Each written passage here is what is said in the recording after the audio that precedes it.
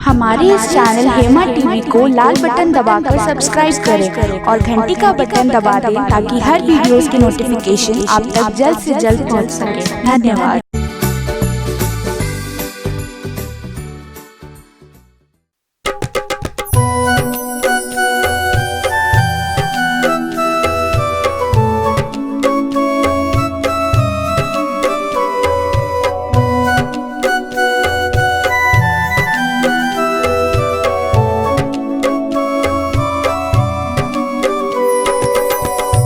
जखन चलल रघुनंदन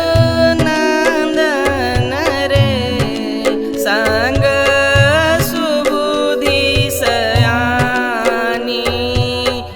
जखन चलल रघुनंदन रे संग सुबुद्धि सयानी। चलैत चलल देवता गृह रे जहाँ आदि भवानी।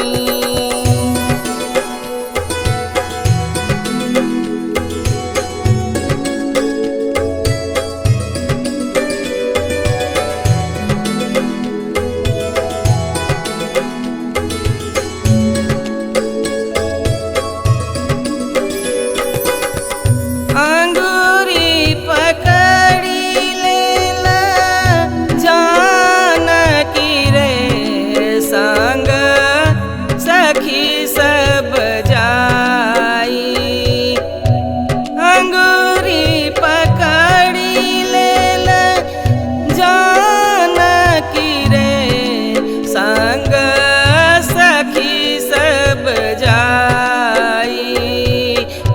कर जोड़ी दोहो मिली ठाड़ी भेली रे सिर सौंप गिया उतारी।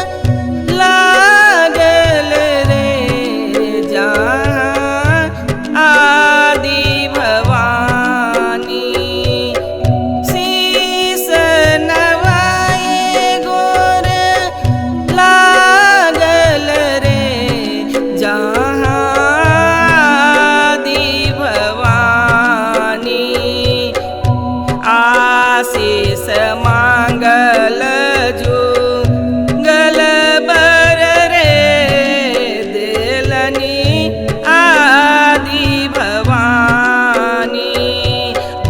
आशीष मांगल जुगल बर रे देलनी आदि भवानी। जखन चलल रघुनंदन रे संग सुबुद्धि सयानी। जखन